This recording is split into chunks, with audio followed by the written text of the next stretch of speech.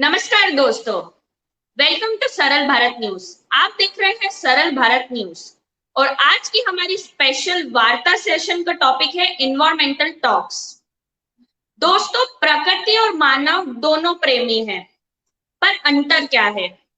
प्रकृति परोपकारी है और मानव स्वयं हितकारी है। अब फर्क ये आता है कि प्रकृति प्रेमी कहलाने और बनने में क्या डिफरेंस है।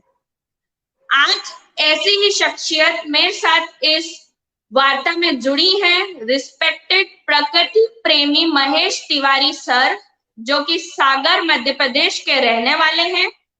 सिर्फ वो प्रकृति प्रेमी ही नहीं है, साइकिलिस्ट भी हैं, सोशलिस्ट भी हैं, योगा ट्रेनर, शिक्षक, काउंसलर और समाज सेवी भी हैं।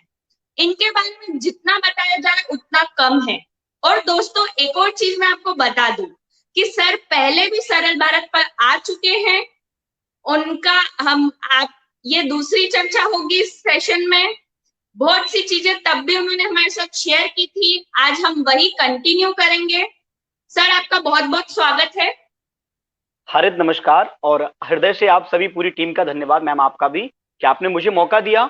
अक्सर ये वो टॉपिक है जिसकी चर्चा तो होनी चाहिए, लेकिन कहीं ना कहीं भागदौड़ भरी जिंदगी में जिसकी चर्चा नहीं हो पाती है, तो आपने मुझे अवसर दिया। निश्चित ही आप और हम मिलकर और हमारी जो ऑडियंस है, हम लोग मिलकर एक अच्छे निष्कर्ष पर निकलेंगे और इस क्वालिटी टाइम को हम यादगार बनाएंगे और कुछ अच्छा आउटपुट निकालेंगे, ताकि हम आने वाली मानव सभ्यता का या मानव पीढ़ी का या सभी का हम उद्धार कर सकें या बेहतर कर सकें। जी सर। जी सर, हमारे साथ टीम के और भी सदस्य जुड़ चुके हैं। मनीष पांडे सर, नीलेश सर, पुष्पेंद्र अहरवाल भी आपका स्वागत कर रहे हैं। बिल्कुल, पुष्पेंद्र जी भी बड़ी क्रांतिकारी हैं, जालौर में अच्छा काम कर रहे हैं। पांडे जी, मनीष जी हैं, नीलेश सर हैं, आप सभी बहुत है अच्छा एक सकारात्मक माहौल बना रहे हैं सोशल मीडिया पर, जो बहुत जरूरी है, जिसकी अत्यंत आवश्यकता है। तो मैं कहूंगा थैंक यू सो मच, हरित आभार। जी सर। दोस्तों, जब आप कहते हैं आपने गड्ढा खोदा, पौधा लगाया, उसमें पानी दिया और उसको जीवन और मृत्यु तक आपने उसका सर्वाइवल किया, आप सिर्फ कहते हैं। अगर आपने ये चीज कर दी, तब आप प्रकृति प्रेमी या समाज सेवी कहलाएंगे। सिर्फ बोलने से नहीं होता। और वही चीज आज जो हमारे सामने शख्सियत बैठे हैं, वो चीज ने करके दिखाई है।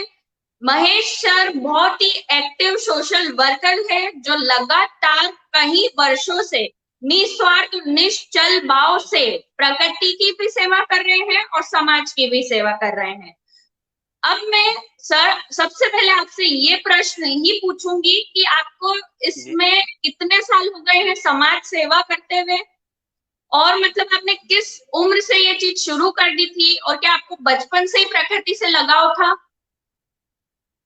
देखिए, पहले तो मैं ये बता दूं कि जो लोग मुझे सुन रहे हैं या जो सुनने वाले हैं, वो भी प्रकृति प्रेमी हैं, वो भी चाहते हैं कि पर्यावरण का संरक्षण हो। किसको अच्छा नहीं लगता पेड़ की छाव में बैठना? जब वो यात्रा करते, उनकी कार या उनकी बाइक या उनकी साइकिल सड़क पर निकलती है, गरम गरम लपटों के बीच में, गर्म हवाओं के बीच में, जब जब उसको पेड़ की छाया मिलती है, तो कितना अच्छा फील होता है। फिर चाहे वो गर्ल हो, बॉय हो, एजेड हो, बच्चा भी क्यों ना हो, तो हर कोई प्रकृति प्रेमी है। मैंने नाम के आगे लगाया है ताकि लोगों का ध्यान आराम से इस ओर खींचे।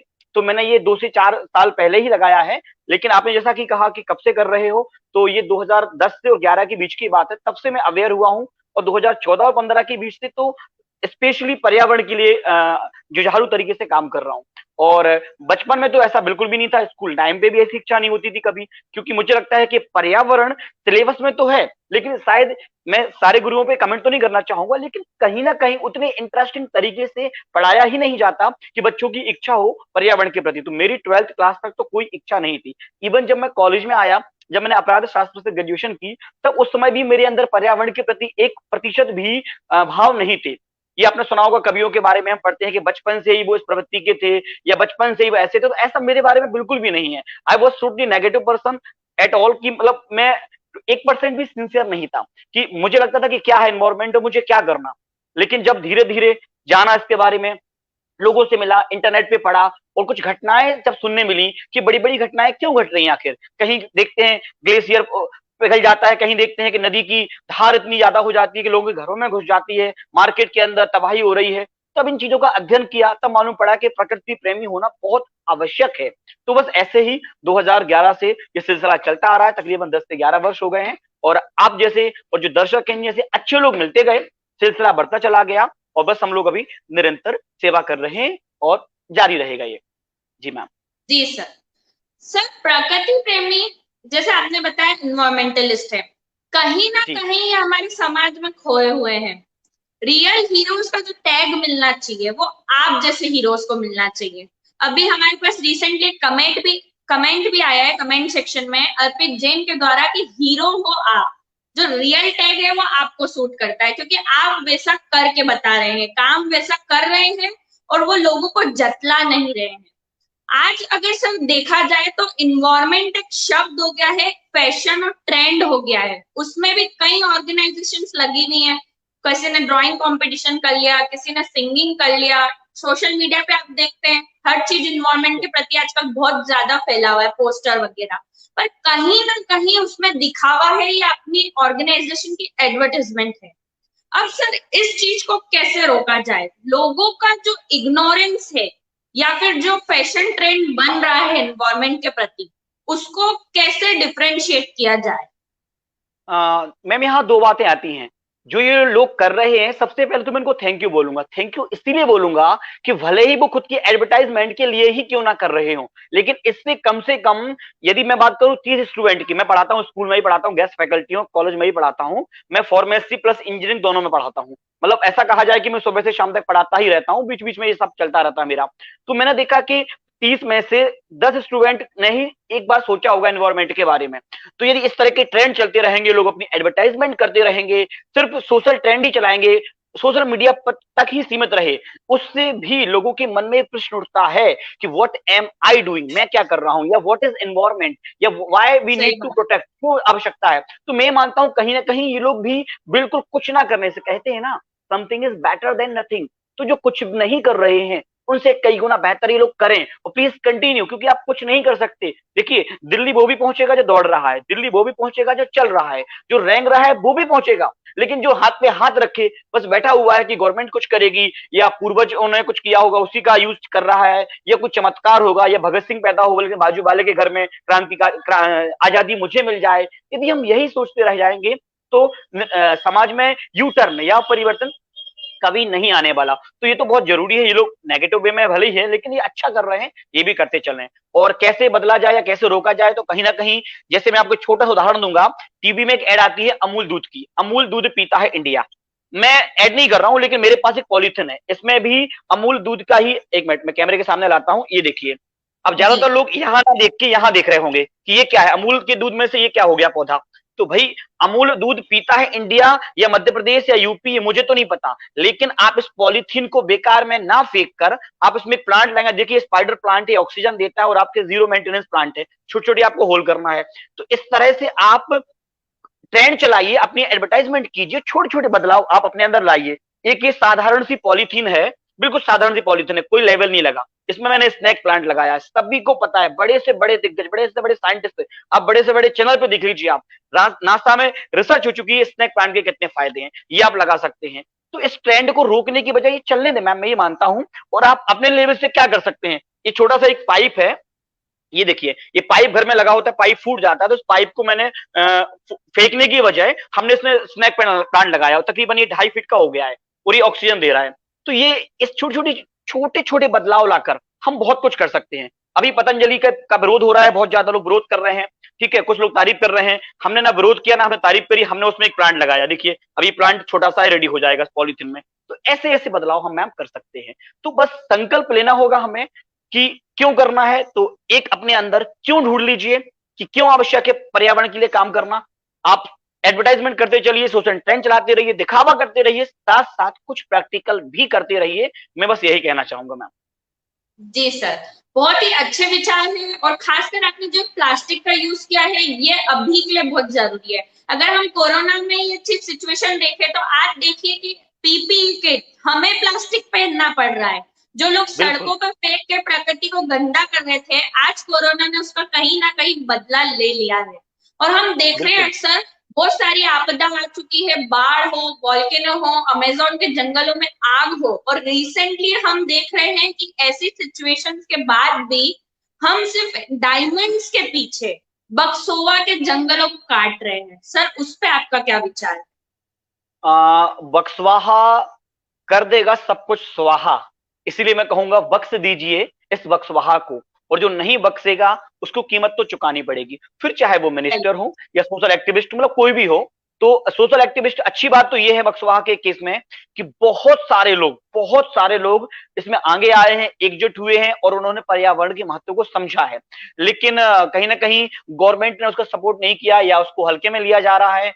वो अपना अलग, हम लोगों ने वहां के एमएलए से जब बात की, वहां की जो एमएलए हैं उनको व्हाट्सएप पर उनको रेगुलर मैसेजेस किए, जब उन्होंने कहा कि हम 15 गुना पेड़ लगाएंगे, तो हमारी टीम ने, हमारी मतलब हमारे जैसे कई एनवायरमेंट के लिए काम कर रहे हैं पूरे देश भर के लोग, उन्होंने सवाल किया कि भाई 15 गुना पौधे आप कहाँ लगाएंगे, कहाँ जगह है आपके पास, और वो कब तक बड़े होंगे, वो कौन उनका मेंटेनेंस करेगा, उनको पानी कौन देगा, उनकी देखरेख कौन करेगा, what is the real actual plan, क्या है आपके पास, धरातल पे क्या प्लान है। तो उसके लिए हम लोग ट्रेन चलाया। तो पहली बात तो जैसे आपने कहा कि आप कहाँ देखते हैं या क्या कहेंगे, तो पहली बात तो ये बहुत बड़ा गलत निर्णय है, नहीं होना चाहिए।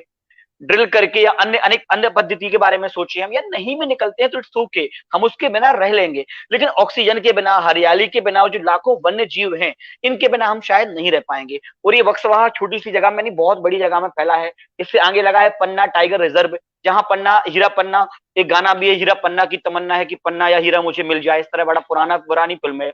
तो पन्ना के लोगों का कोई विकास नहीं हुआ, वहां से हीरा चला गया, वो वहीं के वहीं है। बक्सवाहा के स्थानीय लोग हैं, उनका भी तेंदुपत्ते पर, महुए पर, जो वनस्पतियां हैं, इन पर उनका जीवन चल रहा था। ठीक है, वो बंद हो जाएगा, उनका एक स्थानीय रोजगार था, वो बंद हो जाएगा, बहुत बड़ा नुकसान है। और मैं कहूंगा कि हमारे मध्य प्रदेश के लिए ये फेफड़ों की तरह है, जैसे अमेजोन जो है, अमेजन का जंगल है जो, वो भी एक फेफड़ों की तरह है दुनिया के लिए, वैसे ही इस प्रदेश में ये है। तो न जाने कितने वन्य जीवों को नुकसान होगा।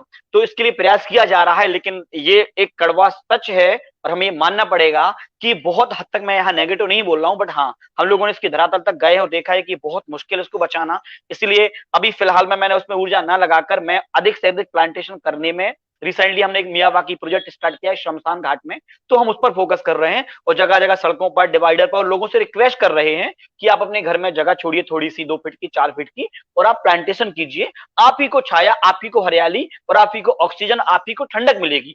तो बक्सवाहा को तो बख्श दो हो सके तो, और दूसरा अपने घर को ही बख्श दो, 2 फीट 4 फीट की आप जगह छोड़ें। इस तरह से आप काम करें, बहुत जरूरी है, क्योंकि धरातल पर हमें करना होगा, तभी बदलाव आएगा। जी मैम।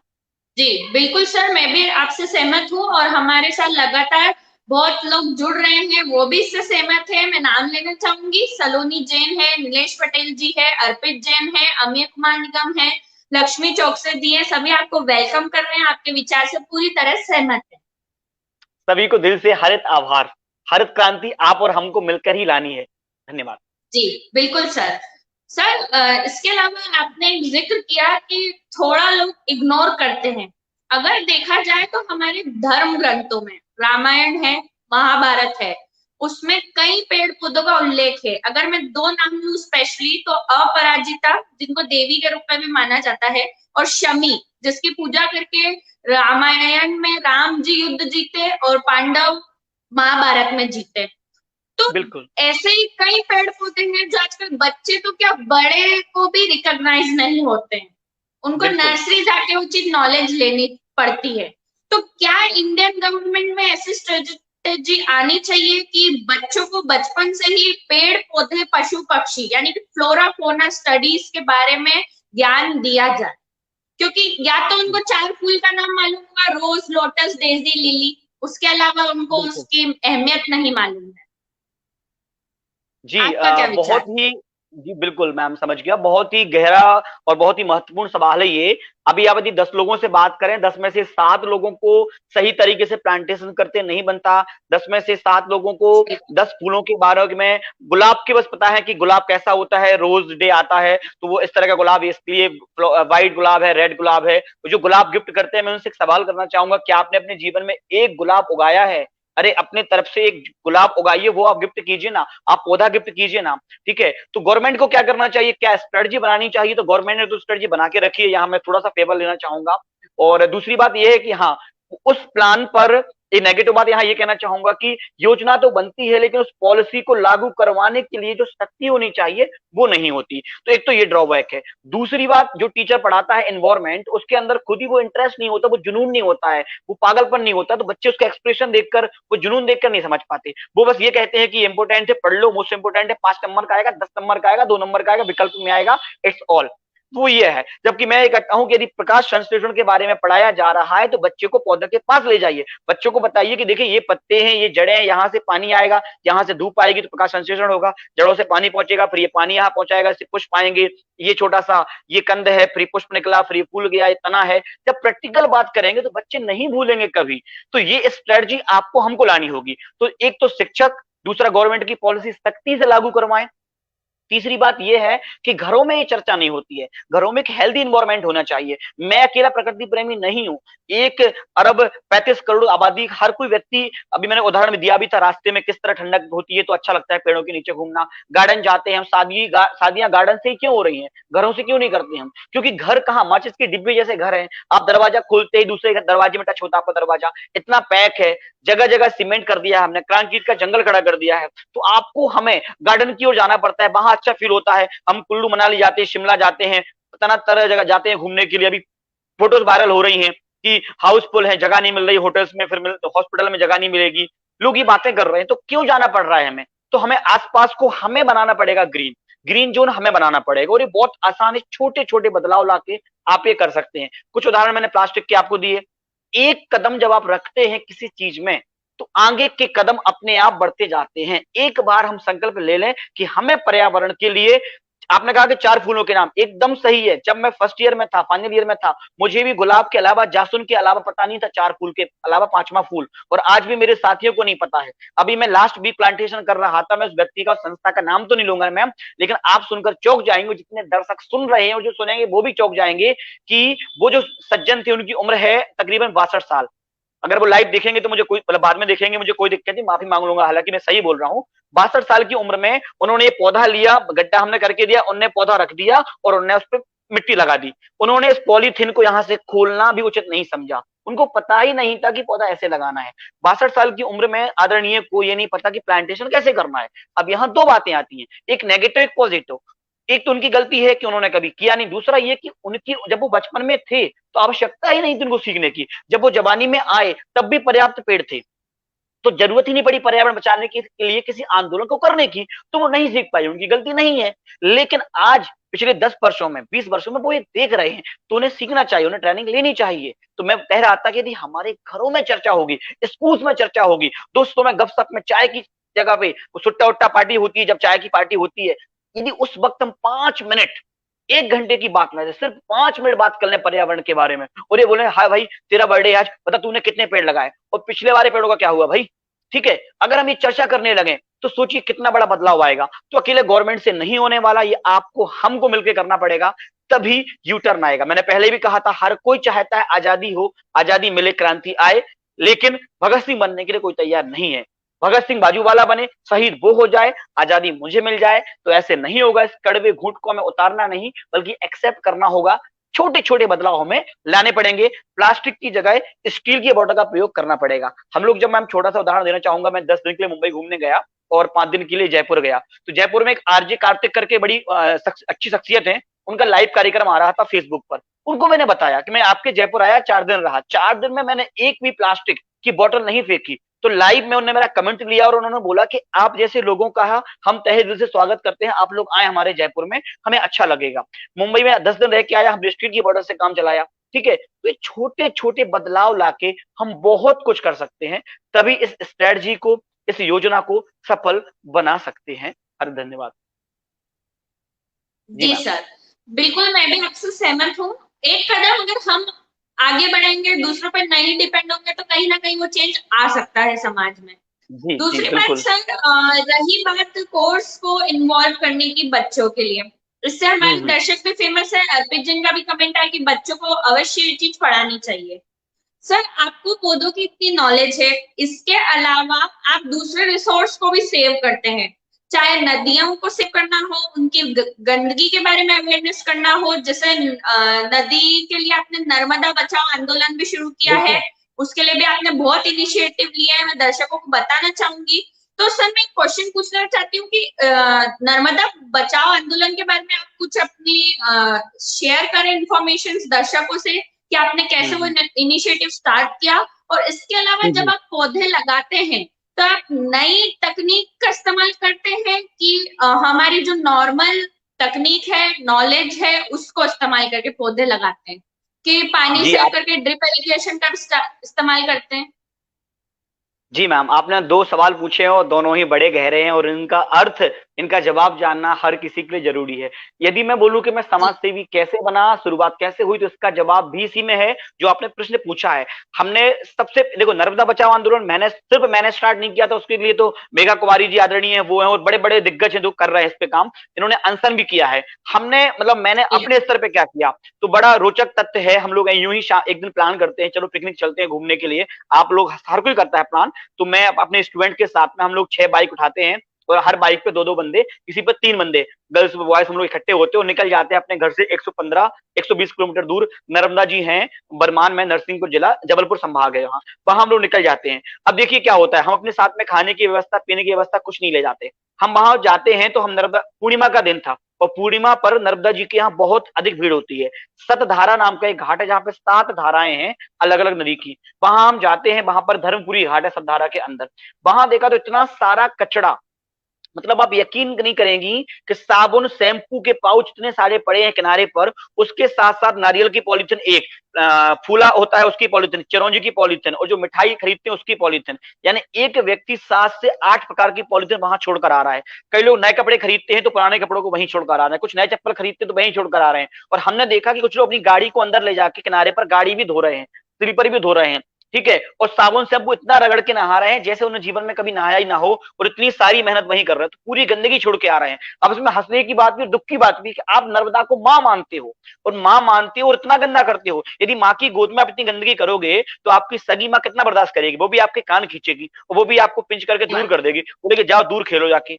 तो हम क्या कर रहे हैं, वो माँ बोल नहीं पा रही है तो हम क्या कर रहे हैं, तो हमारी टीम ने क्या किया, हमारी टीम ने ऐसे लोगों को अंदर जाकर, मैं नाम लेना चाहूंगा, एक किरण मैम करके है, मेरी वाइफ साथ में थी, साक्षी तिवारी, हमारे मित्र दुर्गेश जी हैं, रणवीर जी हैं, सौरभ राजपूत जी हैं, ये सब लोग, हम लोग 10-12 स्टूडेंट साथ में थे। हम लोग नर्मदा जी के अंदर गए, लोगों से कहा हाथ जोड़ के कृपया साबुन शैम्पू ना लगाइए। तो ऐसे करके हमने 10-15 मिनट ट्राई किया, ज्यादा नहीं कर पाए, तो 10-12 लोगों से बात करी तो 3 लोग माने, 4 लोग माने। कई ने ये भी बोला कि तुम्हें क्या करना, तो हमने बोला ये नर्मदा जी आपकी माँ है, अम्मा को गंदा मत करिए, पाप लगेगा, ऐसे करके पीछे हटे। तो हमारी समाज सेवा की शुरुआत एक्टिवली ऐसे हुई। फिर हमने देखा कि जो कचरा है, तो हम लोगों ने उस दिन नहाया, मतलब स्नान नहीं किए, हमने पूजन नहीं किया, हमने प्रसाद नहीं चढ़ाया, बल्कि हमने वहां पे 100 मीटर के एरिया का घाट में से प्लास्टिक पॉलिथीन इकट्ठी की, और यकीन मानिएगा कम से कम 15 बोरी, 15 जो बोरे होते हैं, पैकेट्स होते हैं बड़े वाले बैग, उनको इकट्ठा करके हमने ढेर लगाया कचड़े का। और वो सीन देखकर सागर के कुछ अच्छे लोग हैं, कुछ पत्रकार बैठे थे वहां पे, उन्होंने खुद ही देखा, उन्होंने खुद ही फोटो खींची, और हमारी कल दूसरे दिन खबर आती पेपर में। तो मैं कहना चाह रहा था कि हमने 15 बोरी कचड़ा इकट्ठे किए, नर्मदा के किनारे से निकाला, और जो लोग हमें देख रहे थे, हम जब भूख लगी तो हमने कहा 2-2 लोग 2-2 बाटी, मतलब जो बाटी होती है, जैसे गाकड़ भी बोलते हैं, कक्कड़, हमने लोगों से प्रसाद के रूप में मांगना स्टार्ट की। यकीन मानिएगा बड़ा कॉन्फिडेंस चाहिए होता है किसी से खाना मांगना हो आपको, तो हमने बड़ी भूख लगी थी, थक चुके थे, तो हमने उनसे 2 बाटी मांगी, लोगों ने 4 बाटी दी। हमने कहा बस बाटी दे दो, लोगों ने कहा बैठ कर खाओ। तो ऐसे करके लोग हमसे जुड़ते चले गए, और कई तो अजनबियों ने आकर भी हमारी मदद की। तो हमने इस तरह से एक स्टार्ट किया। फिर लगातार स्लोगन द्वारा जब भी वहां से निकलना हुआ, जब भी जाना हुआ, एक पोस्टर लेके खड़े हो गए, लोगों से निवेदन किया, घाट साफ करना, ये सिलसिला हमारा चलता गया। और तो इस तरह से अभी ये होता है कि जब वही पूर्णिमा अमावस्या आती है तो मैं एक वीडियो बनाता हूं, मैं लोगों से अपील करता हूँ व्हाट्सएप स्टेटस द्वारा कि कृपया नर्मदा जी जा रहे हैं, आप जिस नदी स्रोत में जा रहे हैं, दुर्गा विसर्जन हो, गणेश विसर्जन हो, तो आप कृपया करके प्लास्टिक और पेरिस की मूर्ति का उपयोग ना करें, और करें तो उसमें विसर्जन ना करें। तमाम बातें इस तरह से लंबी वार्ता हो जाएगी बताने के लिए। मुख्य मुख्य जो मैंने घटना का जिक्र किया, वो एक घटना थी कि हमने जब भरपेट खाना भी खाया, और हमने, हमारा 1 रुपया खर्च भी नहीं हुआ, और हम लोगों ने 15 बड़े बड़े पैकेट्स कचड़े बाहर निकाला, ये बड़ा अच्छा लगा। और जब अच्छा लगा हमें, तो ये सिलसिला आगे बढ़ता चला गया। अभी किसी भी जल स्रोत में कभी भी कोई कचरा हम नहीं करते, वो कोई करता है तो हम उससे निवेदन जरूर करते हैं। हम निश्चिंत रहते हैं कि अधिक से अधिक क्या होगा, वो डांटेगा, गुस्सा होगा, मारेगा तो नहीं हमें, हम पर कोई केस सही तो कर नहीं देगा। तो हम लोग निवेदन करते हैं।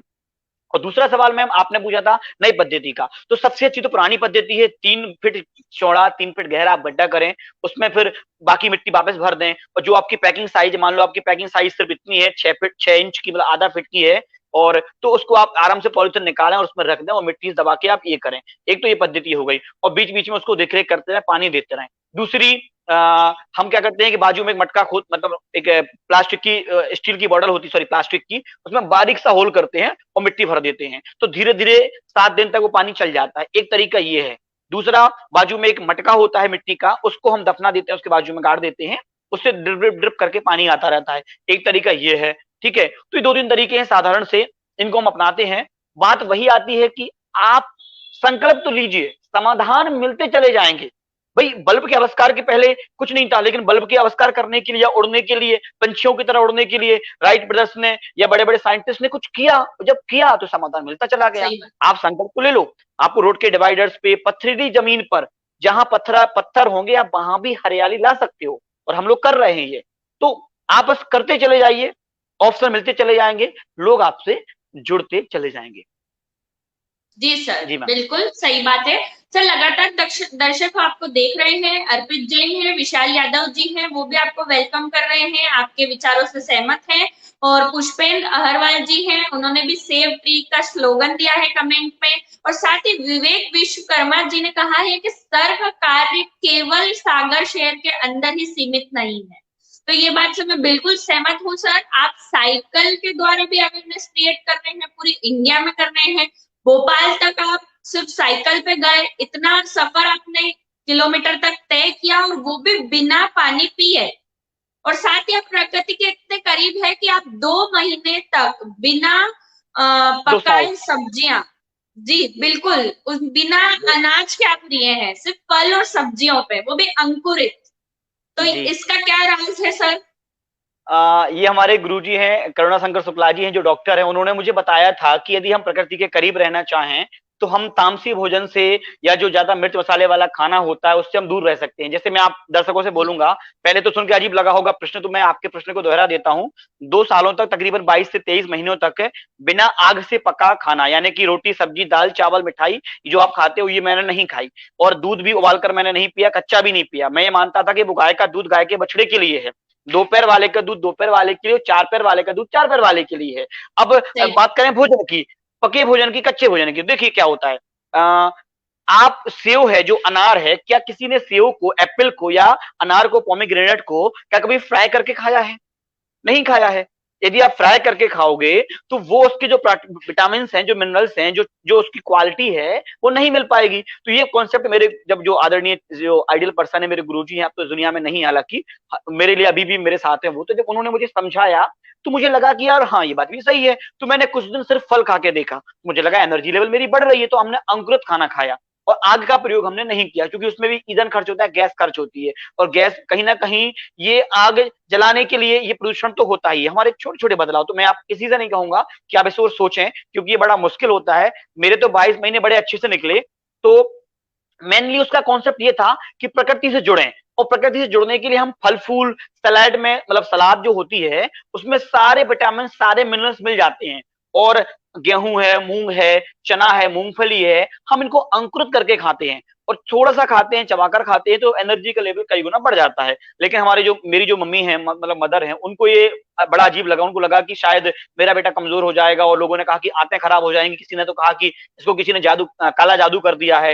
वरना ऐसा हो ही नहीं सकता कि कोई बिना रोटी सब्जी दाल चावल खाए रह ले। मैं शादियों में जाता था, लोग मुझे बड़े अजीब से देखते थे, ये आ गए देखो, ये 20 साल की उम्र में ये साधु बनने चले हैं, संत बनने चले हैं। लेकिन एनर्जी लेवल मेरा इतना बढ़ गया था कि आप सब लोग यदि वैष्णो देवी कभी जाएं तो वैष्णो देवी का पहाड़ पूरा चढ़ने में एक दिन में कोई चढ़ नहीं पाता। मैं एक ही दिन में चप्पल मैंने उतारी थी बस स्टैंड पर, खटरा बस स्टैंड है, बिना स्लीपर के मैंने वो सफर तय किया। एक ही दिन में नॉन स्टॉप में चढ़ा और उतरा, उसी दिन वापस आया। फिर मैंने बस ली और मैं पठानकोट गया, वहां पे मैंने जो जलियांवाला बाग है, अमृतसर, वहां यात्रा की, और मैं बीमार भी नहीं पड़ा, थकावट भी मेरे अंदर नहीं आई। तो उस प्राकृतिक खाने में बहुत पावर है, उससे मैं योग से जुड़ा।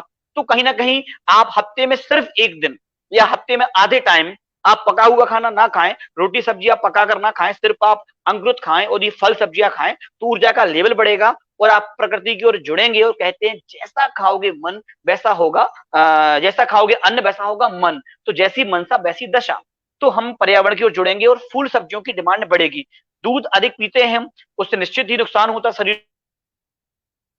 दूसरा ये होता है कि आज आप देख रहे हो ऑक्सीटोसिन का इंजेक्शन लगा लगा के गाय को, बफेलो को, बेचारों को, उनसे हम मिल्क निकाल रहे हैं। तो ये बहुत गलत है, उनका अस्तित्व खतरे में है। बछड़े को भरपूर दूध मिल नहीं पाता है और इंसान लिए जा रहा है, बेच रहा है जगह जगह। तो मैं ये मानता हूं हम हफ्ते में एक दिन ब्लैक टी पिए। सोचिए यदि हम हफ्ते में एक दिन ब्लैक टी पिए तो दूध भी बचेगा और हफ्ते में मतलब कितने सारे फायदे होंगे आपकी सेहत के लिए भी। तो ग्रीन टी पीजिए, ब्लैक टी पीजिए, दूध का प्रयोग कम कीजिए। खाना फिकता है शादियों में, तो जब एक्स्ट्रा बनाओगे नहीं तो फेंकेगा कैसे। तो ये भी हमने इसमें भी काम किया है, लोगों की शादियों में जा जाकर वहां फ्लैक्स लगाया है और लोगों से कहा है, मतलब उस पे लिखा है फ्लैक्स पे कि एक ही ऐसा इतना ले थाली में कि व्यर्थ ना जाए नाली में। तो जहां पे लोग प्लेट उठाते हैं वहां पर हम फ्लैक्स लगवाते थे, हाथ जोड़कर निवेदन करते थे कि आज भी करोड़ों बच्चे ऐसे हैं जो एक टाइम खाना खाकर सोते हैं, करोड़ों लोग भारत में, तो हम अन्न का अपमान ना करें। तो इस कॉन्सेप्ट को ध्यान में रखते हुए मैंने ये खाना छोड़ा था और मुझे बड़ा अच्छा लगा, लेकिन मेरी माँ को लगा कि ये गलत है। मेरे बर्थडे पे उन्होंने मुझसे ये विश मांगी और मैंने उनको आशीर्वाद के रूप में ये पूरी की और मैंने एक टाइम खाना वापस स्टार्ट किया और फिर धीरे धीरे दोनों टाइम हो गया वो। और तो बस यही है कि वो अच्छा समय था। भोपाल से सागर साइकिलिंग करी है, 200 किलोमीटर 230 किलोमीटर साइकिलिंग की है। आप थोड़ा सा बोलने में मिस हो गई मैम, मैंने बिना पानी के नहीं किए, पानी तो पिया है, बट हाँ भोजन उसमें रास्ते में एक बार किया था, वो भी प्राकृतिक किया था, वो जैविक किया था, रासायनिक नहीं किया था। जैविक ढाबा है, जैविक खेती है, तो जैविक खेती पर भी ध्यान दे रहा हूं मैं, उस पर भी काम कर रहा हूँ। रसायन मुक्त और जैविक युक्त भोजन का संदेश था वो। मतदान का हम सही प्रयोग करें, इसके लिए रक्तदान का हम प्रयोग करें, मतदान का प्रयोग करें और पर्यावरण के लिए पसीने का दान करें। ये 3 कॉन्सेप्ट को लेकर मैंने राजधानी भोपाल से अपने सागर तक की साइकिल से यात्रा पूरी की थी, जो कि एक बड़ी सफल यात्रा थी। और हम लोग लगातार साइकिलिंग के द्वारा लोगों को जागरूक कर रहे हैं, साइकिल चलाएं, सेहत और पर्यावरण दोनों बचाएं। जी मैम। जी सर, जो आपने 3 स्लोगन का भी इस्तेमाल किया, मैं दर्शकों को बताना चाहूंगी कि चंडीगढ़ मंत्रालय और शिमला के वरिष्ठ अधिकारियों ने भी उसको सराहा है।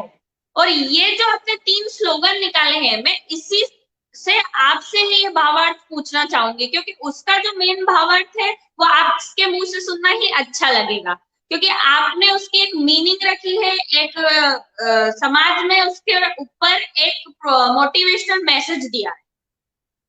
जी मैम, एक्चुअली अभी हाल ही में सूचना एवं प्रसारण मंत्रालय द्वारा जो शिमला का ब्यूरो चीफ ऑफिस है, वहां पे आईआईएस मिस्टर अनिल दत्त शर्मा जी हैं, उनके द्वारा एक कार्यक्रम आयोजित हुआ था जहां पर मुझे वहां के कॉलेज के स्टूडेंट्स को पर्यावरण के लिए स्वच्छ भारत अभियान के अंतर्गत स्पीच देने के लिए मुझे बुलाया गया था, अपना एक्सपीरियंस शेयर करने के लिए। तो वहां पर मैंने जो तीन स्लोगन दिए थे वो उनको काफी पसंद आए थे। उसका पहला स्लोगन था दुकान एक डस्टबिन दो, यानी यदि आपके पास एक दुकान है तो डस्टबिन 2 होने चाहिए आपके दरवाजे पर, और गीला सूखा अलग अलग, मतलब आप गीला कचरा और सूखा कचरा अलग दें। ये गवर्नमेंट की ड्यूटी नहीं है, हमारी ड्यूटी। आज इंदौर इंडिया में नंबर 1 दी है स्वच्छता में, तो उसके पीछे इंदौर में आप देखिएगा सफाई बहुत रहती है, लोग बहुत टोकते हैं, तो हमें भी दुकान एक डस्टबिन दो। और दूसरा मैंने दिया था जिंदगी है अधूरी, फिल्मी अंदाज में दिया था बॉलीवुड स्टाइल में, कि जिंदगी है अधूरी तेरे बिन डस्टबिन, मतलब जिंदगी है अधूरी तेरे बिन ओ मेरी डस्टबिन। तो डस्टबिन में जब आप कचरा डालते हो तो उसके बिना स्वच्छता है अधूरी, और स्वच्छता अधूरी है तो बीमारी है पूरी, और जब बीमारी है पूरी तो जिंदगी कैसे रहेगी पूरी, जिंदगी रहेगी अधूरी। तो जिंदगी है अधूरी तेरे बिन डस्टबिन, तो डस्टबिन को का ध्यान लोगों की ओर खींचने के लिए, मतलब डस्टबिन कोई गंदी चीज नहीं है, हम पूजा अर्चना में तो इसका प्रयोग नहीं कर सकते, दूर रहते हैं हम इससे, लेकिन इतनी भी गंदी नहीं है इससे हम दूरी बनाएं। आप अपने दरवाजे पर डस्टबिन रखिए। तो ऐसे जब मैंने समझाया वहां पे, तो वहां के अधिकारियों को मेरी बात बड़ी अच्छी लगी, वहां के जो एंकर थे उनको अच्छी लगी, और वहां के पेपर की हेडलाइंस में मेरे स्लोगन्स को तवज्जो दी गई। मैंने यूं ही बुंदेली अंदाज में बनाए थे और वो वहां उनको चंडीगढ़ में, शिमला में पसंद आए, शिमला हिमाचल प्रदेश में, तो मुझे अच्छा लगा, उनका बड़प्पन है। तो बस यही है। दूसरा, हफ्ते में एक दिन का वाहन उपवास अपनाएं, मतलब आसपास के काम आप साइकिल से करें, आज आप मैम देखती हो कि यदि हमें बच्चों को स्कूल छोड़ने जाना है, स्कूल बस स्टॉप तक जाना है, हमारे घर से महज 100 मीटर की दूरी पे कोई बस स्टॉप है, तो वहां पर भी हम बाइक पर लेके जाते, बच्चों को कार में लेके जाते हैं। हालांकि 2 साल से जाना ही बंद है, फिर भी यदि नुक्कड़ की कोई दुकान से हमें सामान लाना तो हम स्कूटी निकालेंगे, बाइक निकालेंगे। हर घर में एक स्कूटी है, एक बाइक है और एक कार आ रही है या आ चुकी है, लेकिन साइकिल किसी कोने में जंग लगी है। आप उस साइकिल को निकाल कर तो देखिए। आप बचपन में, मेरी आपसे मेरा वादा है, मेरा दावा है कि बचपन की यादों को आप हरा भरा करेंगे यदि आप छोटी छोटी यात्राएं साइकिल से करेंगे। तो नुक्कड़ की दुकान तक दूध लेने जाना है, शक्कर लेने जाना है, कुछ भी माचिस लेने जाना है, तो साइकिल से जाइए ना यार। 100 मीटर की दूरी, 1 किलोमीटर की दूरी तो आप साइकिल से पूरी कीजिए। और आप कितने भी व्यस्त क्यों ना रहें, हफ्ते में एक दिन तो कम से कम साइकिल जरूर चलाइए। तो ये सब मेरी चर्चाएं थी स्वच्छता को लेकर, तो वहां पर पसंद आई और उन्होंने मेरे स्लोगन को तवज्जो दी, अहमियत दी। जी जी सर, आपने साइकिल का जिक्र किया। आजकल के बच्चे फैशन को ज्यादा महत्व दे रहे हैं। अब वो बच्चों की भी मेंटेलिटी नहीं है। आजकल की दुनिया और टेक्नोलॉजी इतनी बढ़ गई है कि सबको ऐशो आराम चाहिए। फ्रिज भी सबके लिए जी जरूरी है, एसी भी सबके लिए जरूरी है। सीएफ3 की बढ़ती मात्रा और ओजोन लेयर का डिप्लीशन, आज उस पर कोई ध्यान नहीं देगा। ये जरूर ध्यान देगा कि उसके घर में एसी लग गया है कि नहीं। तो वहीं हम्म आपने साइकिल का जिक्र किया और आप खुद एक साइकिलिस्ट हैं और लगातार साइकिल का ही प्रयोग करते हैं, मैसेज भी देते हैं लोगों को, और आप इसके ब्रांड एम्बेसडर भी हैं।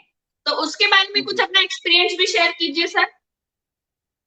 जी मैम, आपने 2 4 बातें काफी अच्छी जोड़ी हैं और ये आपस में जुड़ी हुई हैं। पहली बात तो एसी और फ्रिज, तो आप लोग सुनकर चौंक जाओगे कि मुझे अभी, मेरी शादी को तकरीबन 6वां वर्ष चल रहा है और मैंने अपनी वाइफ से बहुत रिक्वेस्ट की थी कि फ्रिज की कभी वो डिमांड ना करें, और अभी तक मेरे घर में फ्रिज नहीं आई है।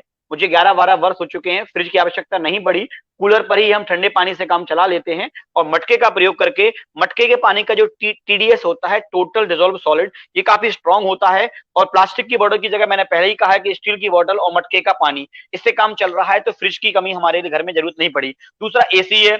तो जब मैं मुंबई गया था तो मुझे अच्छे से याद है कि वहां बहुत गर्मी थी, तो सबसे पहले मैंने अपने एसी वाले जो मेरे रिलेटिव हैं, जो जो कार ले से मुझे लेने आए थे हमारे साथियों को, तो हमने उनसे रिक्वेस्ट की थी कि आप एसी प्लीज बंद कर दीजिए। तो उन्होंने मुझे इस तरह से देखा जैसे उनसे मैंने उनकी किडनी मांग ली हो। मतलब उन्हें बड़ा आश्चर्य हुआ कि यार तुम एसी को मना कर रहे हो, भाई लोग तो कहते हैं एसी चालू कर दो, पेट्रोल मेरा लग रहा है, तुम्हारा क्या लग रहा है? तो मैंने कहा, मतलब उन्हें ऐसा नहीं कहा, उन्होंने मन में सोचा होगा शायद, तो बड़ा हैरान होकर मुझे देखा। मैंने कहा हाँ आदरणीय। तो मेरे बाजू वाले जो मनोज कटारी जी हैं, उन्होंने कहा कि नहीं नहीं, ये सही कह रहे हैं, आप प्लीज एसी बंद करिए, खिड़कियां खोल दीजिए। अब देखिएगा, ये बात 2019-20 की है, कोरोना के 2 साल पहले की है। और आज के पेपर में, जी हाँ, आज के पेपर में लिखा है कि जितना मास्क जरूरी है, जितना सोशल डिस्टेंस जरूरी है, उतना ही यदि आप कार में बैठे, बस में बैठे, तो आप खिड़की वाली सीट पर बैठे, खिड़की वाली सीट से हवा आए, और एसी का प्रयोग आप कम से कम करें।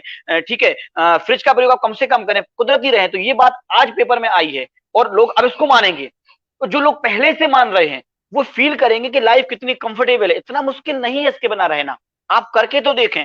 तो साइकिलिंग में तो वैसे भी हवा लगती है चारों तरफ से। तो मेरा सभी लोगों से यही कहना है, यही अपील है कि आप एसी के बिना, फ्रिज के बिना, अब जिनके घर में फ्रिज है भाई, मैं तो ये तो नहीं कहूंगा कि बाहर रख दो, लेकिन हाँ, के लिए उसको बंद कर दीजिए। कम से कम प्रयोग कर सकते हैं आप, पर्याप्त हवा है। थ्री इडियट फिल्म में बड़ा एक इमोशनल सीन है कि वो पापा कहते हैं कि मेरी सैलरी में इतनी सैलरी थी कि मैं एक ही एसी अफोर्ड कर सकता था। तो वो कहते हैं उस हीरो से, आर माधवन से, कि मैंने अपने कमरे में एसी नहीं लगवाया, तुम्हारे कमरे में एसी लगवाया ताकि शर्मा जी, ये शर्मा जी, वो तो बड़ा इमोशनल सीन है, वो पापा और बेटे की बात होती है। तो मेरे मन में यदि मुझे मौका मिलता तो मैं उनसे यही कहता, डायरेक्टर साहब से, कि भैया आपने उसके बच्चे के कमरे में एसी क्यों लगवाया, कूलर लगवा दो ना बड़ा सा, कूलर में भी इतनी हवा रहती है कि आपका बच्चा अच्छे से पढ़ लेता, एसी में तो जुकाम हो सकता है।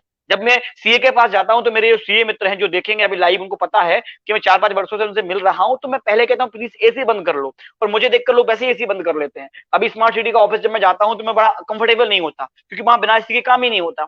तो आप थोड़ी थोड़ी देर के लिए एसी बंद करके देखिए, आप कुदरत के पास जाकर तो देखिए, आपको बहुत ऊर्जा मिलेगी। तो मैम, अवेयरनेस लोगों में तब आएगी जब लोग इसका महत्व समझेंगे। ओजोन लेयर की बात जो आपने की, बचपन से हम सुनते आ रहे हैं, और जो साथी देख रहे हैं वो भी सुनते आ रहे हैं कि ओजोन परत का जो छेद है बढ़ता जा रहा है, वो होल, और ध्रुवीय बर्फ पिघलेंगी, बर्फ पिघलने से नदी का जलस्तर बढ़ेगा, जलस्तर बढ़ने से लहरें ऊंची उठेंगी और दुनिया ऐसा तबाह हो जाएगी। एक मूवी आई थी 2012, उसमें भी यही जिक्र है। लेकिन देखिए अब केदारनाथ है, हाल ही में क्या हुआ था, कितना सारा पानी घुस गया। उड़ीसा में देखिए आप जगह जगह बाढ़ आ रही है, ये सुनामी आती रहती है। तो ये घटनाएं हमें क्या बताना चाह रही हैं? क्या हम किसी बड़ी घटना का इंतजार कर रहे हैं जो हॉलीवुड में होता है? क्या हमें एवेंजर बचाने आएंगे? क्या एवेंजर उड़ के आएंगे बचाने के लिए हमारे लिए? बिल्कुल नहीं आएंगे बचाने के लिए।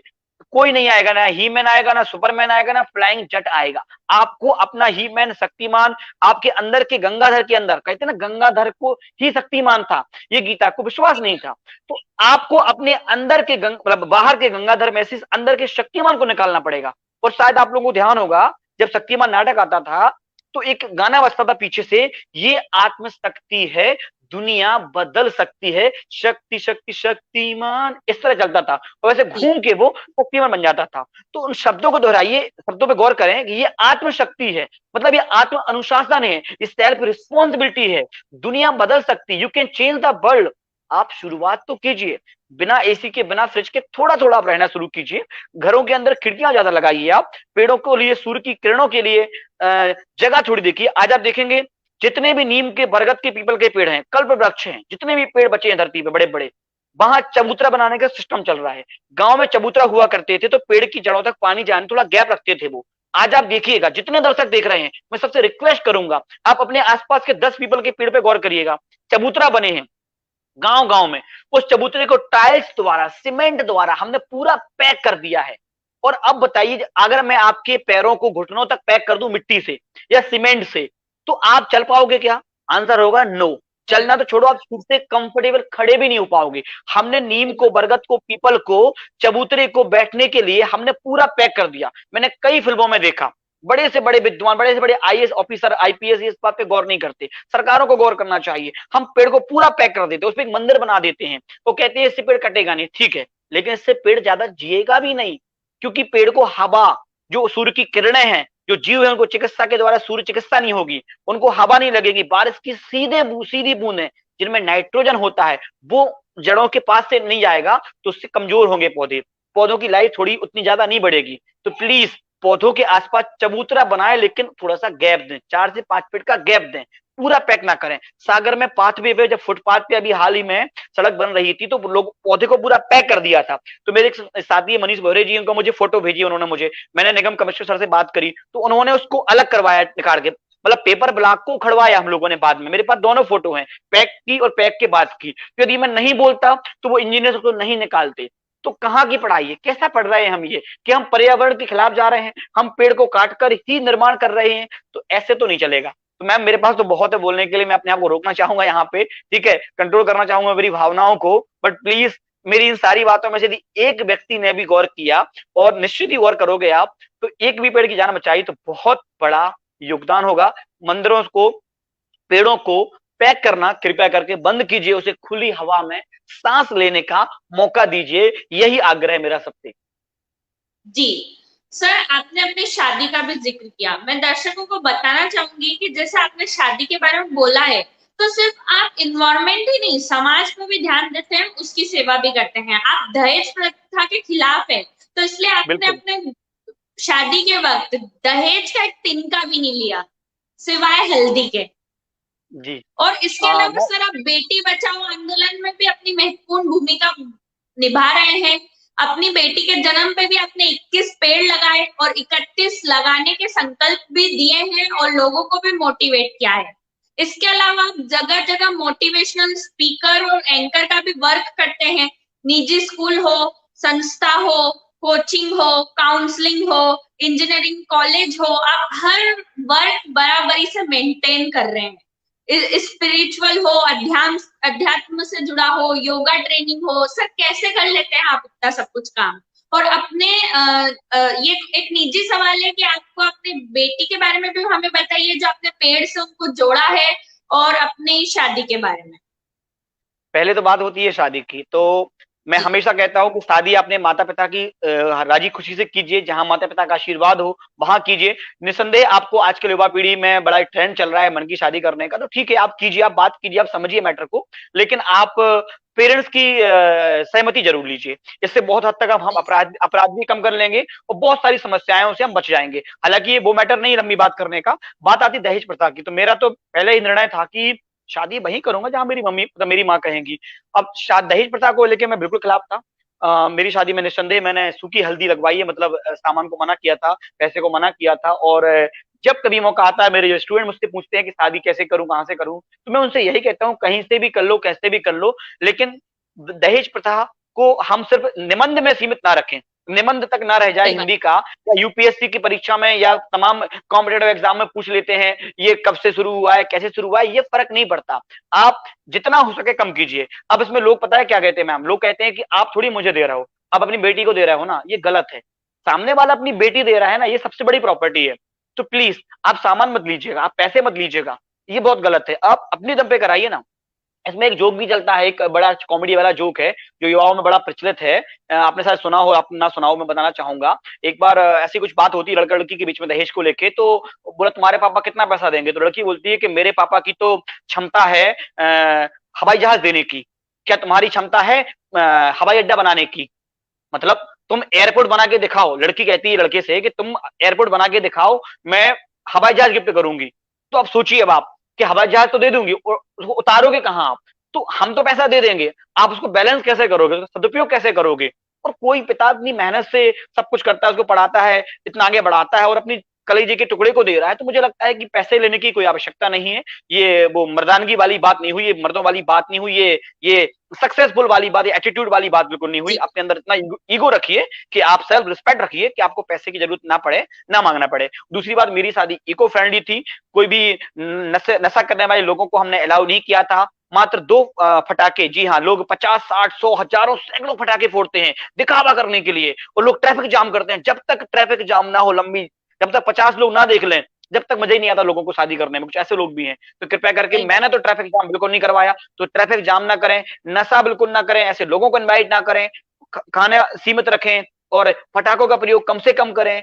इस तरह से मैंने तो बहुत इको फ्रेंडली शादी रखी है अपनी, और बड़ा अच्छा लगा। मेरी बेटी, मैंने संकल्प लिया था बेटा होगा तो 21 पौधा लगाऊंगा और बेटी होगी तो 31।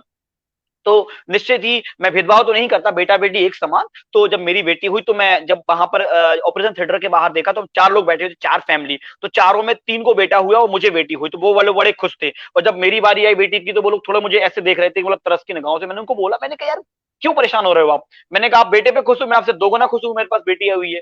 क्योंकि बेटे भाग्य से होते हैं, बेटियां सौभाग्य से होती हैं। और बेटा होता तो मैं सही बड़ा बात। एंजॉय करता, बेटी है तो मैं बड़ा खुश हूँ।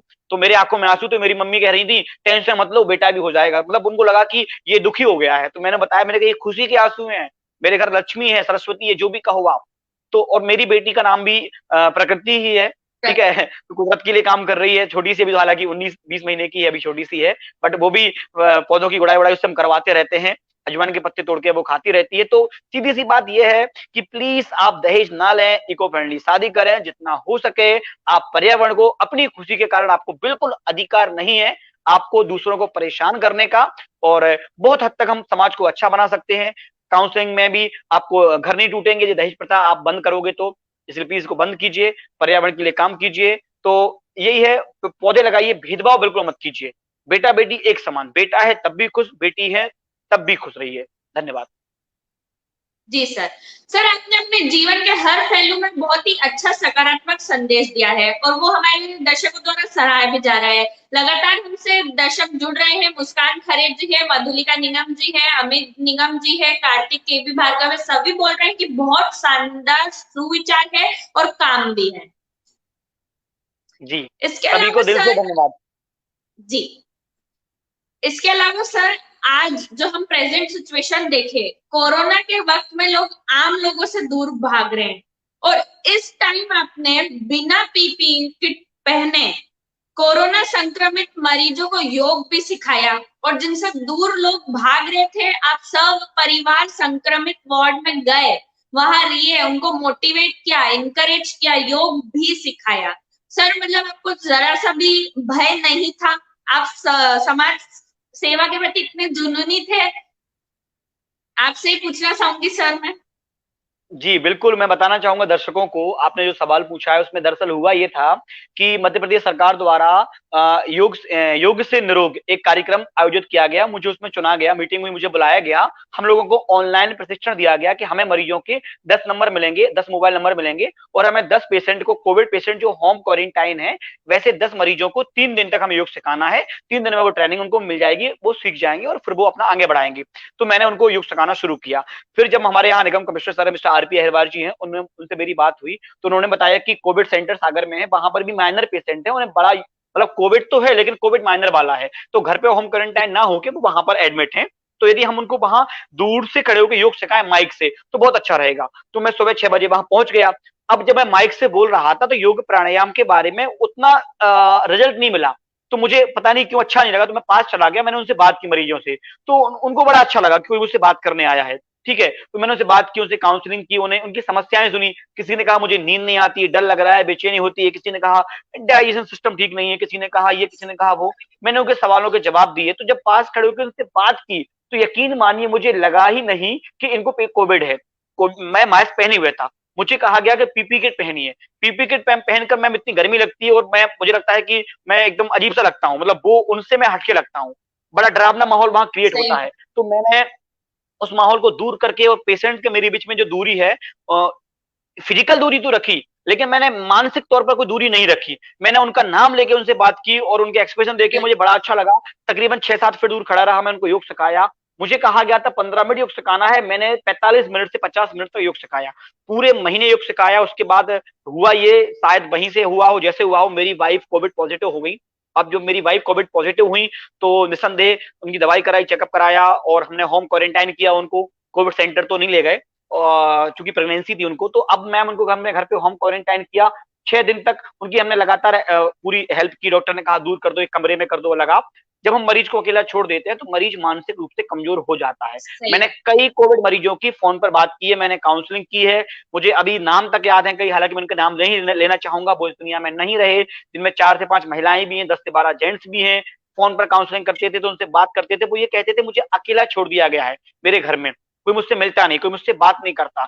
कई मरीजों को तो ठीक होने के बाद भी लोगों ने हॉस्पिटल में ही रखा, प्राइवेट में, कि आप तो पैसे ले लो वहीं पे रखो जब तक उनकी रिपोर्ट दोबारा नेगेटिव नहीं आ जाती। इतना डर था, अपनों ने अपनों का साथ दिया भी और छोड़ा भी है। लेकिन मेरी बात थी, मैंने सोच लिया था कि मैं नहीं हार मानूंगा। जिस बॉटल से मैंने पानी पिया उसी बॉटल से मेरी वाइफ जो कोविड पॉजिटिव थी उनने पानी पिया, मेरी बेटी साथ में थी, हम लोगों ने योग किया, मेरी वाइफ ने योग किया। लेकिन जब ठीक नहीं हुआ तो हम एडमिट हो गए गवर्नमेंट में। तो गवर्नमेंट वार्ड में भी हमने वहां पे जाके, लोग, एक मिनट मैम, हाँ, तो गवर्नमेंट देखा, लोग परेशान थे, लोग बहुत दुखी थे वहां पर। जब मैं बाढ़ में अंदर पहुंचा तो बड़ा भयानक माहौल था। वहां चाय वाला चाय लेके आ रहा है, पीपी किट पहने आपको चाय दे रहा है, ऐसी फीलिंग आती है जैसे आपको इंजेक्शन दे रहा हो, ऐसी फीलिंग आती है आपको दवाई दे रहा हो, दवाई पी लो आप सुबह शाम।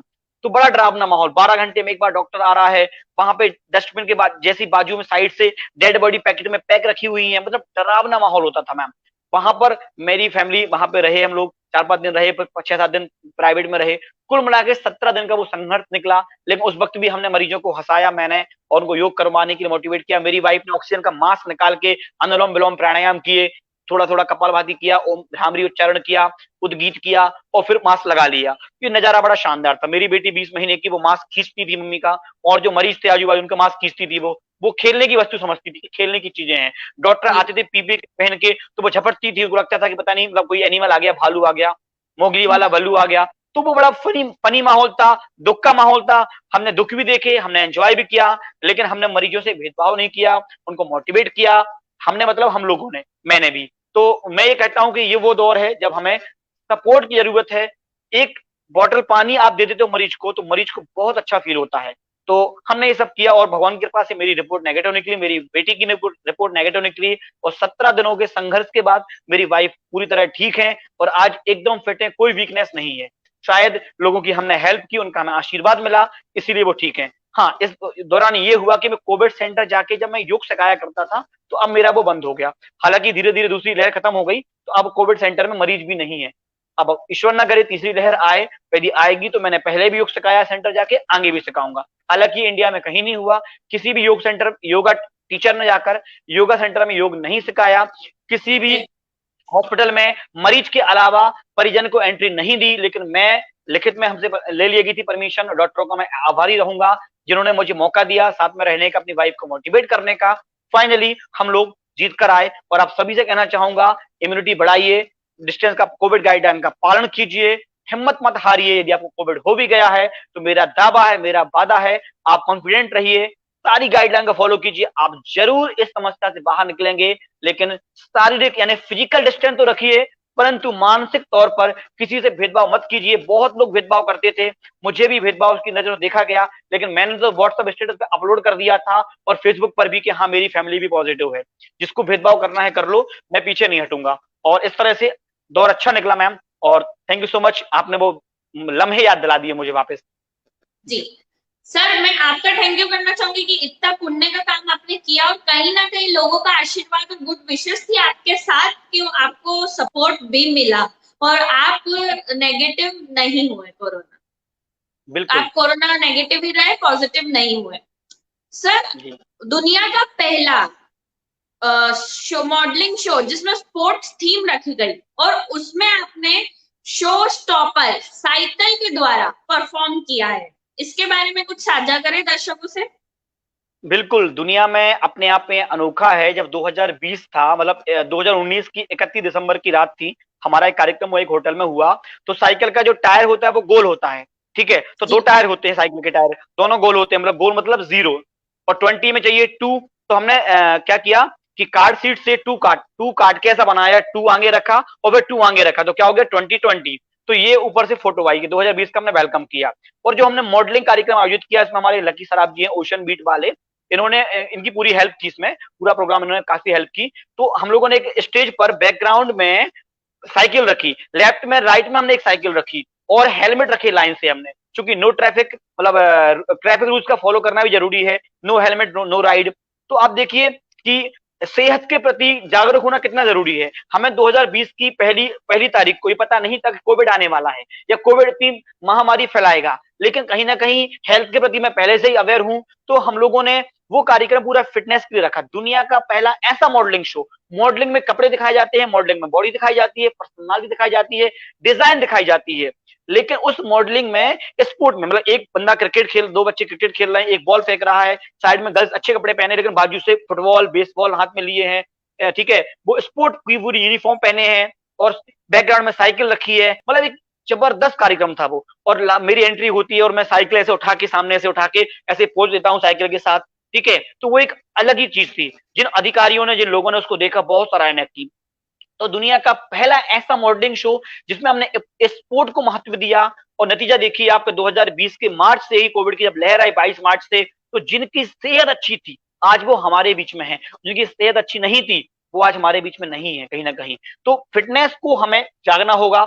बॉलीवुड में, हॉलीवुड में बस ये दिखा देते हैं कि आप कितने फिट हैं या कितने आप चमक धमक हैं, या स्मोकिंग करते दिखाते हैं, वाइन पीते दिखाते हैं, विमल की एड करते दिखाते हैं एक्टर एक्ट्रेस। इससे निश्चित ही उड़ता पंजाब की तरह उड़ता मध्य प्रदेश, उड़ता उत्तर प्रदेश, हम पूरी तरह से अंदर से कमजोर हो रहे हैं, अंदर से हम खोखले होते जा रहे हैं। तो हमारा उद्देश्य यही था कि नशा मुक्त 2020 की शुरुआत हो, फिटनेस के साथ हो, इसीलिए हमने वो कार्यक्रम किया था। मैं तीसरी बार नाम लेना चाहूंगा लकी सराफ जी का, जिन्होंने इस पूरे आयोजन में बहुत हेल्प की। वो कार्यक्रम बहुत ही शानदार था। यदि आप लोग चाहो तो पर्सनली मैं उसकी लिंक आपको भेज दूंगा, आप देखिएगा, आपको अच्छा लगेगा। मैं शायद उस शब्दों से बयां ना कर सकूं। तो बात वही है, सेहत के साथ पर्यावरण का सामंजस्य बिठाइए, निश्चित ही जीवन में खुशहाली आएगी, समृद्धि आएगी और सफलता तो मिलेगी ही। जी बिल्कुल सर, हम जरूर वो कार्यक्रम देखेंगे और मैं, हमारे दर्शक भी चाहेंगे उसको और देखना।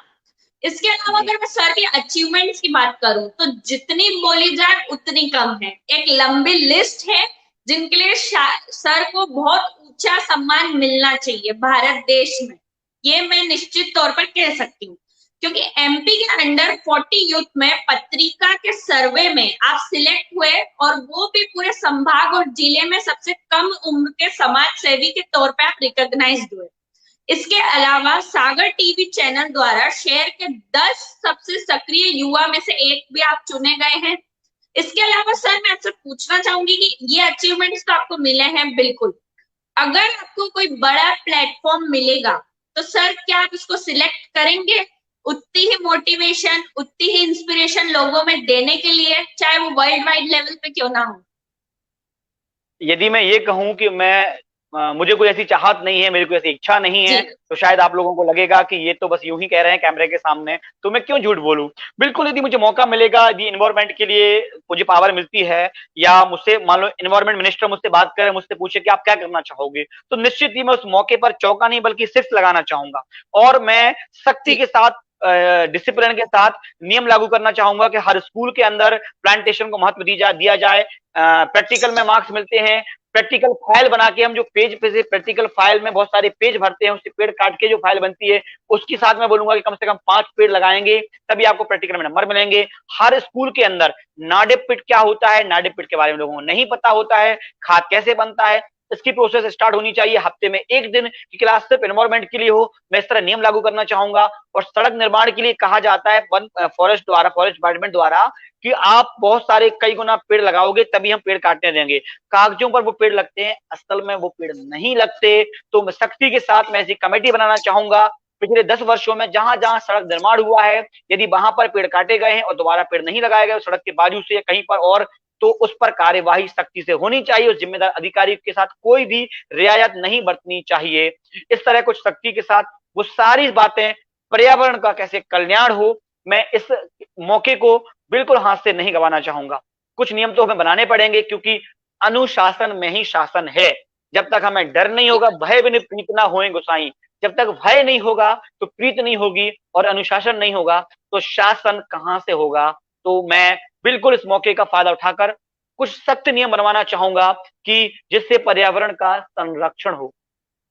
सही बात है सर। सर, इसके अलावा आप कई ऑर्गेनाइजेशन से भी जुड़े हुए हैं, आपकी खुद की भी है, निजी संस्थाएं हैं। मैं कुछ का जिक्र करना चाहूंगी, जैसे नेचर वेलफेयर है, सागर साइकिल क्लब है, अपनत्व सेवा समिति है, रक्तवीर परिवार है। सर, थोड़ा थोड़ा सा आप इनका परिचय दीजिए ताकि हमारे दर्शक और अच्छे से जान पाए।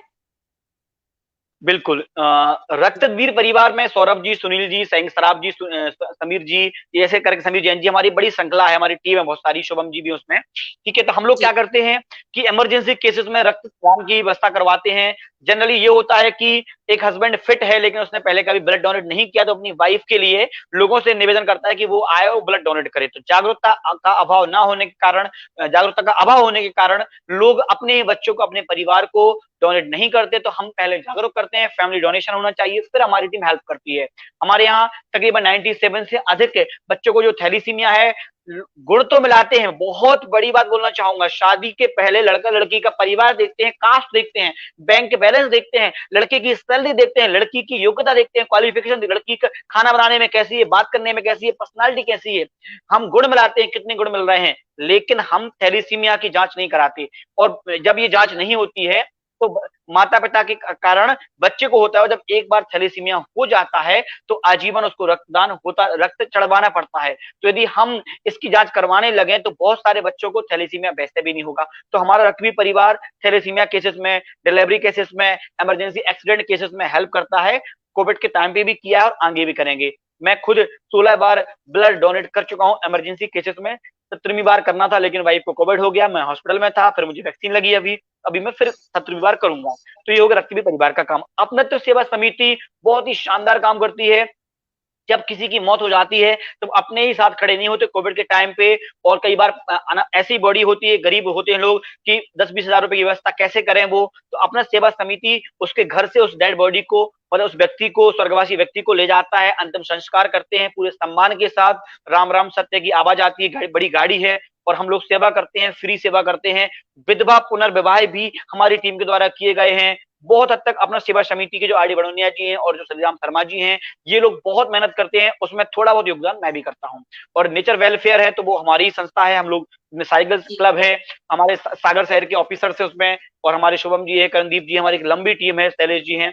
तो हमारे लड़कियां भी हैं, लड़के भी हैं। गर्ल्स 50 किलोमीटर की साइकिलिंग करती हैं, लड़के भी करते हैं, हम लोग सेंचुरी लगाते हैं। ऐसे करके हम लोग साइकिलिंग के लिए, साइकिल के आगे फ्लैक्स लगाया है कि साइकिल चलाएं, सेहत बनाएं, पर्यावरण बचाएं, नो प्लास्टिक, नो पॉलीथिन। अभी जो मेरी फोटो लगाई थी आपने जो इस कार्यक्रम के लिए, उसमें भी आगे साफ साफ लिखा है कि नो प्लास्टिक, नो पॉलीथिन।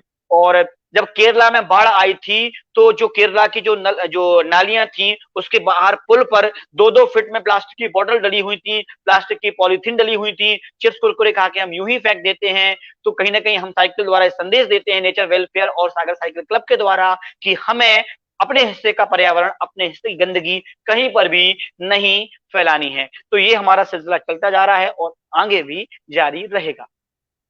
जी सर, बहुत ही अच्छे जी मैम। विचार हैं। और प्लास्टिक का जैसे कि आपने जिक्र किया, सिंगल यूज प्लास्टिक हो या 5R प्रिंसिपल को इनिशिएट करना हो, तो आजकल एक बैक्टीरिया है प्लास्टिक ईटिंग बैक्टीरिया, उसका अगर अपन यूज करें तो साइंटिस्ट ने तो वो चीज इन्वेंट कर दी, पर कहीं उसका भी लूप होल है कि ज्यादा उसको प्रकृति में छोड़ नहीं सकते, नहीं तो बीमारियां फैलेगी। तो आपका क्या कहना है इस पे, बिल्कुल। Plastic eating bacteria? देखिए, ऐसा है कि प्लास्टिक शब्द अपने आप में ही बड़ा खतरनाक है। कहीं ना कहीं कई जगह ऐसा है कि बिना प्लास्टिक के हम नहीं रह पाते हैं, ये भी सच है। लेकिन बहुत हद तक हम प्लास्टिक फ्री लाइफ जी सकते हैं। तो यदि हम प्लास्टिक मुक्त समाज का निर्माण करने की कोशिश करें तो नामुमकिन नहीं है, बहुत कठिन है। 10%, 10 प्रयास करें, 10 में से हम 3 गुना या 3% भी यदि हम कर पाते हैं तो मैंने पहले भी कहा है कि something is better than nothing.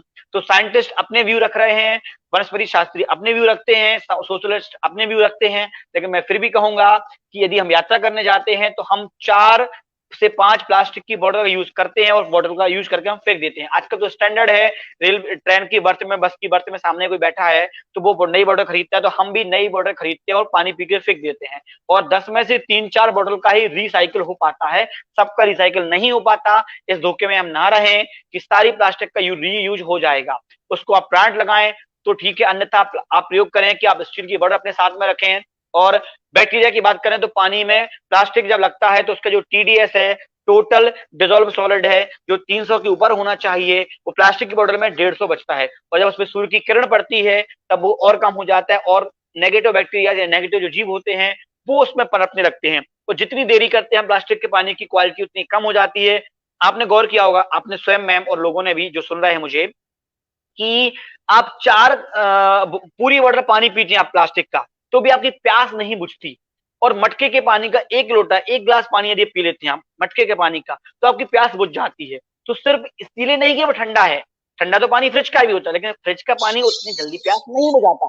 कहीं ना कहीं उसके अंदर वो पॉजिटिव बैक्टीरियाज होते हैं जो आपके बॉडी के लिए बहुत अच्छे होते हैं। दूसरी बात, उसका TDS जो होता है, टोटल डिजोल्व सॉलिड होता है, वो बहुत अच्छा होता है। उसमें वो सारे तत्व मिल जाते हैं, आयरन मिल जाता है। इससे पर्यावरण को भी फायदा है और सेहत के लिए भी फायदा है। तो साइंटिस्ट कब तक बोलेंगे, हमें खुद ही आगे आना होगा। जी मैम। जी यस बिल्कुल मैम। सर, सही विचार है।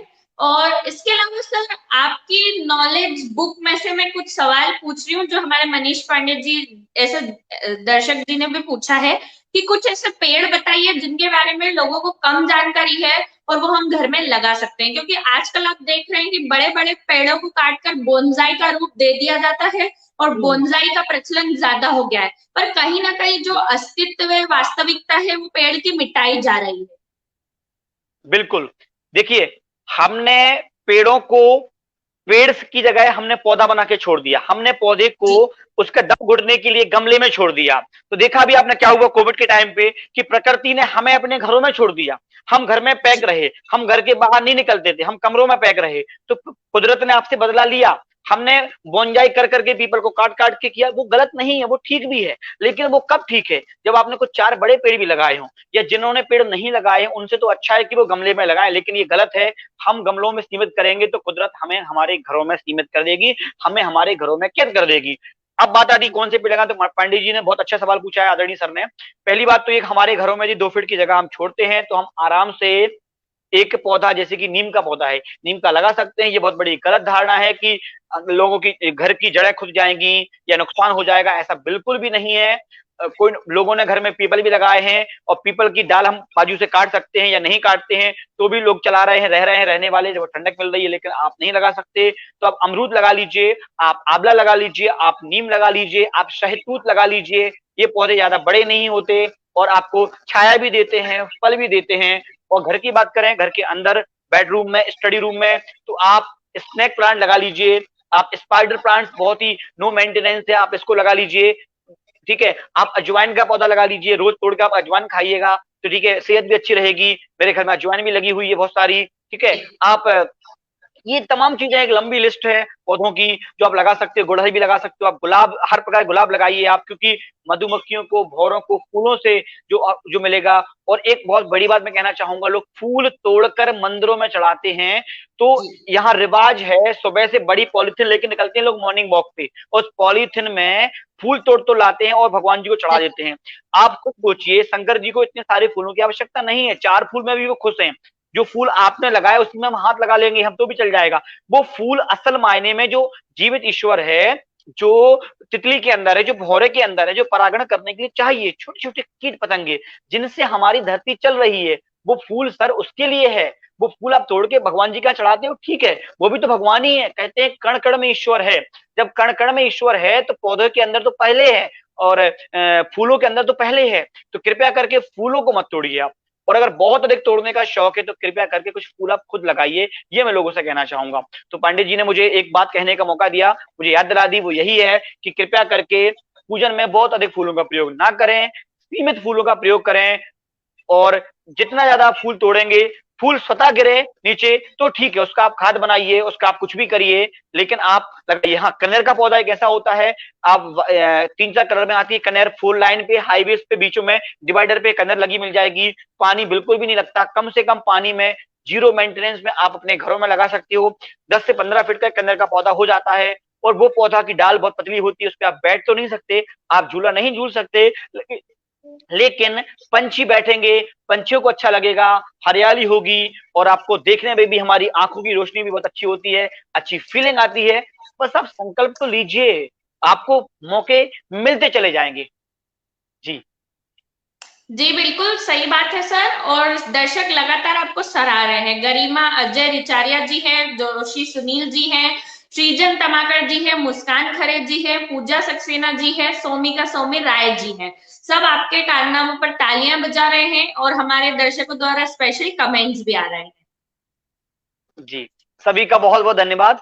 मैं तो कहूंगा कि अब मेरी इन सारी बातों में से यदि एक बात को भी आपने लागू कर लिया तो ये बड़ा एहसान होगा मेरे ऊपर और पूरी मानव सभ्यता के ऊपर। क्योंकि मैं यहाँ एक बात बोलना चाहूंगा, हमें ये धरती हमारे पूर्वजों से उधार, सॉरी, विरासत में नहीं मिली है। आई रिपीट माई लाइन, हमें यह धरती हमारे पूर्वजों से विरासत में नहीं मिली है, बल्कि यह धरती हमें आने वाली पीढ़ी से उधार मिली है। मतलब हमें आने वाली पीढ़ी को अच्छी धरती देकर जाना है। वरना वो पढ़ेंगे किताबों में कि 2021 तक पर्यावरण का स्तर ये था, पर्यावरण का प्रदूषण ये था, तो पढ़ेंगे बच्चे कि हमारे पापा की उम्र, हमारी मम्मी की उम्र ये रही होगी 2021 में, तो इसका मतलब है 2021 में वो क्या कर रहे होंगे। जब पर्यावरण को क्षति पहुंच रही थी तब मेरे पापा ने क्या किया, मेरी मम्मी ने क्या किया, तब वो सवाल करेंगे और वो आप पे गर्व फील नहीं करेंगे। तो कृपया करके पर्यावरण के लिए कुछ ऐसा करके जाओ कि आने वाली पीढ़ी को, धरती को रहने लायक, आने वाली पीढ़ी को रहने लायक छोड़ के जाइए। तो स्रोतों का मतलब रिसोर्सेज का प्रयोग कम से कम कीजिए, तभी हम कुछ बेहतर कर पाएंगे। जी बिल्कुल सर। और मैं आपको ये बताना चाहूंगी कि आपके एक एक शब्द हमारे लिए महत्वपूर्ण है। स्पेशली आज जो सिनेरियो चल रहा है, वो पेड़ पौधे हो, पशु पक्षी हो, सबको हमें नेग्लेक्ट नहीं करना है, उनको बचाना है, सेवा भाव रखनी है। और आपके जो कर्म है, आपके जो काम है, उनसे हमें इंस्पिरेशन में मिलती है, मोटिवेशन में मिलती है और इंकरेजमेंट में मिलता है। जितनी चर्चा और वार्ता करें हम, समय उतना कम है। और सर, आपने अपने महत्वपूर्ण दिनचर्या में से हमें इतना समय दिया, मैं उसके लिए आपसे धन्यवाद करना चाहूंगी। और इसी के साथ तो सर मैं ये वार्ता, जी आप बोलिए सर। जी जी, मैं भी वही कहना चाहूंगा कि जिन लोगों ने भी देखा है वो भी काफी व्यस्त थे आज, ठीक है, सबकी अपनी एक डेली लाइफ होती है। और आज रथ यात्रा का भी है जगन्नाथ जी का, तो उसमें भी लोग व्यस्त हैं। तो कहीं ना कहीं उन सबका आभार। और सरल भारत न्यूज टीम द्वारा निश्चित ही, चाहे मनीष जी हों, चाहे विशाल जी हों, चाहे नीलेश जी हों या मैम हो, आप लोग हैं, आप सभी निश्चित ही बधाई के पात्र हैं और मेरी ओर से साधुवाद के पात्र हैं। क्योंकि कहीं ना कहीं इन पॉजिटिव चर्चा यदि नहीं होगी तो देखिए बदलाव नहीं आएगा।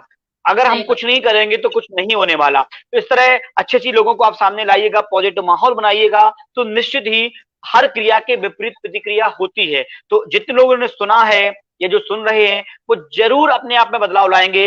इस तरह दूध की पॉलीथीन के अंदर पौधा लगाएंगे, साधारण पॉलीथीन को नहीं फेंकेंगे, चिप्स कुरकुरे खाकर पौधा लगाएंगे। और आप सभी लोग बैंक से लोन लेकर ही सही, लेकिन एक स्टील की बोतल जरूर खरीद लें। आपके पास एक स्टील बोतल जरूर होनी चाहिए। बस मैं दिल से पूरी टीम का, जो लोग देखा और जो देखेंगे, उन सबका हार्दिक आभार व्यक्त करना चाहूंगा। और आप सभी के बेहतर स्वास्थ्य की कामना के साथ मैं भी फिर से एक बार हार्दिक आभार, कोटि कोटि धन्यवाद। और मैम आपका भी कि आपने भी मुझे चुना। Thank you so much. आपने पूरी ऊर्जा के साथ ये बात की, तो आपकी फैमिली को भी मेरी ओर से हार्दिक आभार। जी सर, मैंने वो बात की, आपसे ही हमें ऊर्जा मिली है। आपने बिल्कुल एनर्जेटिक तरीके से हमें सपोर्ट किया। हमारे दर्शक बहुत ही इंस्पायर हुए, बहुत अच्छा मैसेज गया है। एंड में मैं कुछ इंपॉर्टेंट चीजें जरूर ऐड करना चाहूंगी कि सर, हमें हमारी पृथ्वी को बचाना नहीं है, हमें हमारी पृथ्वी को ऐसा बनाना है कि उसे बचाने की जरूरत ही ना पड़े। और आप जैसे लोग हैं, आप निश्चल निस्वार्थ भाव से काम कर रहे हैं, तो उनका हमें सपोर्ट करना है, चाहे प्रेम देकर, चाहे स्नेह देकर, चाहे आशीर्वाद देकर, चाहे